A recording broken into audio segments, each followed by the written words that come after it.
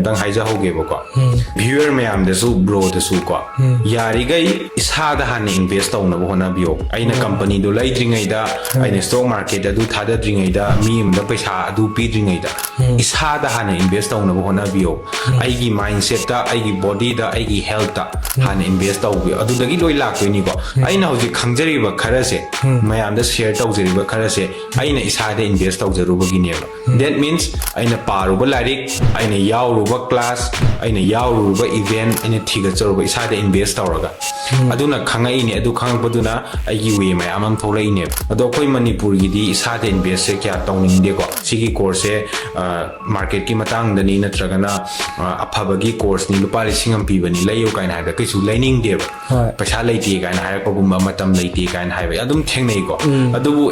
sumaina sida lupa lagam piradi tha kudingi 7% phangani ye haidi later su pura ga piye hingo